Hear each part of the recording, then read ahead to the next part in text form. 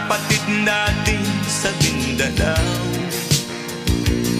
Hindi na ba masasagi ang mga kapatid natin sa Mindanao?